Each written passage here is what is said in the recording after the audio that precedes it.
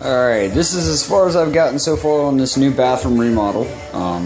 Everything has been brand new. Floors, walls, electric, plumbing. It has not been an easy task, especially since the house is so old. Nothing's square. The walls aren't square. I dropped the ceiling 6 inches. As you see, my panels were cut square, but you'll see the slight gaps at the top, which that don't matter. That'll be covered up by the crown molding and all the other trim molding. Across here, this ain't gonna matter either. This whole section here, from this section up to the ceiling, all the way around, will be waterboard backsplash. Same color as the shower. It'll be the white. And then all the trim molding around the door. Flush mount ceiling light. That way when you turn it on, there's a light in this, so you can tell that the light is on or off.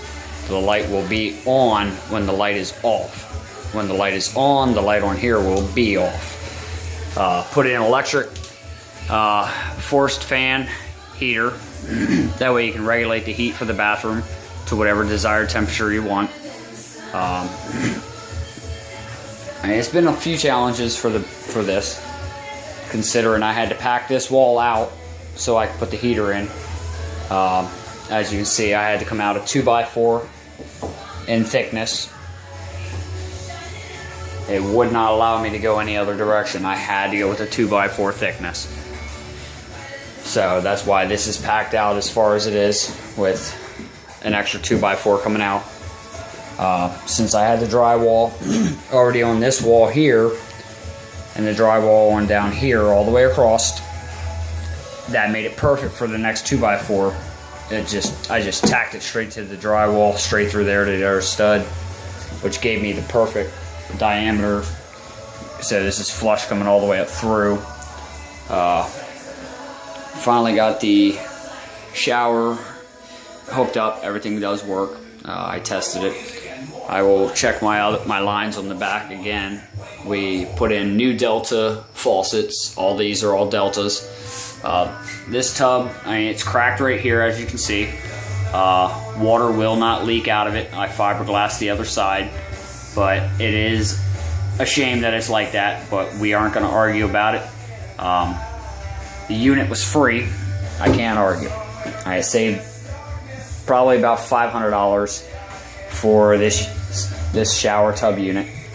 I will take caulking and caulk all the way through here, all the way around. Any of the joints will get sealed up with caulk.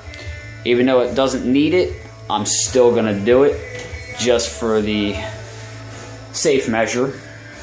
Got the handlebar, so if people have trouble getting in or out, they have that to hold on to. Shower caddy, which I've never used one except for in Florida, so I won't really argue too much on that one. I like it. I think it's pretty decent.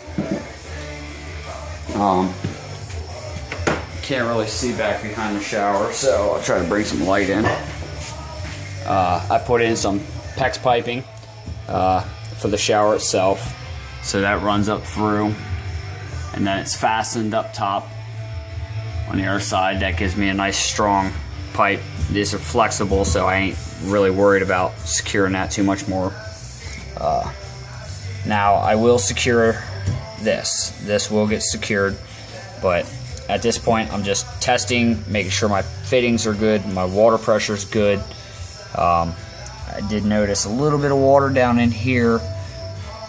Could have came from the shower spigot itself, because I did not seal on the outside of this yet with caulk, which you're supposed to do anywhere there's a faucet coming through the wall of the shower. You're supposed to put some caulking on there to help seal it up.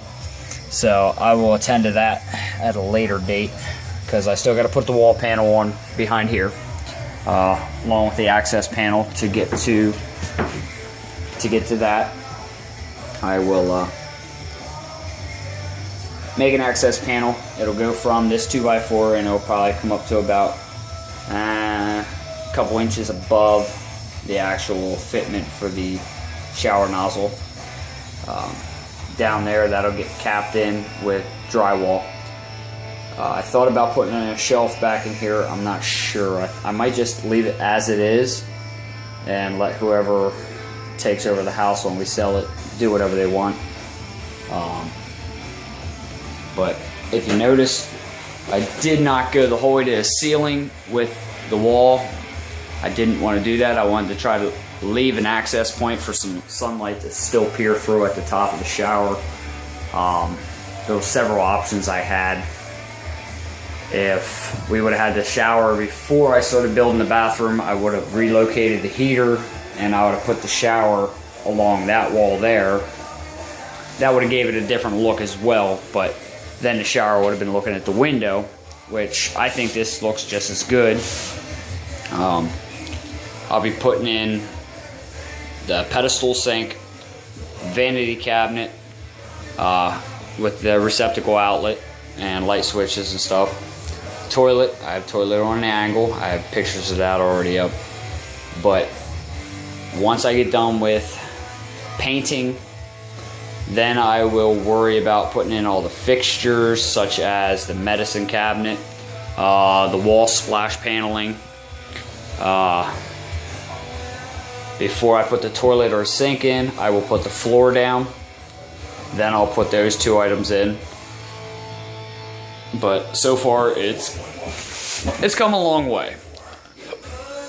I mean, it's come a very long way from what it used to look like, especially with the ceiling being dropped 6 inches. It does not look like it, so I'll try to come out here. As you see, I still got to fix the wall out here. There's no stud on the other side of this door frame. I don't know if you can see this or not, but there's no stud there. So I'm gonna pack something in there. I'm gonna probably build a stud frame for the door for extra support, but see if I can get this without blinding the camera.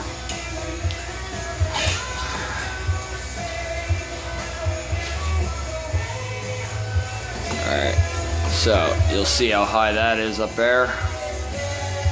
No, the ceiling is not all messed up. That's how it's supposed to be. It's a textured ceiling. But if you come from there and come across to here, you can see it's a lot closer. That's a big difference. If I measured that, that's almost 2 feet from top of the door frame, whereas over here, it's maybe 1.5 feet. So it gives it a good contrast. It also allows the heat in the bathroom to be a lot nicer. So once I get it done, I'll post up another video or some photos. I'm always posting photos. But the hardest challenge was the shower unit and the pipes, because it used to have old radiator heaters. Old radiator heater used to sit right here, literally right there. So I took them pipes out completely, and they're now under the floor, capped off. That way they weren't exposed. I didn't have to worry about trying to cut around them. So that's as far as the bathroom has gotten. It's a big difference compared to. I mean, I loved it if the window would have been smaller, but we got pre-fit, pre-hung setup, same size as the old window. It's a little bit smaller, but that's what happens when you go from a 1900s, pre-1900s setup to a newer setup. It does suck that I have all this room here that is dead space. But I'm sure there's something can be figured out. I mean, it'd been nice to put little shelves on the back there, but that's not going to happen. Only because of that window being that close. That's probably a little over 1 foot from the wall to the beam for the 2x4. So that's not a lot of room. But there you go. That's as far as the bathroom has come.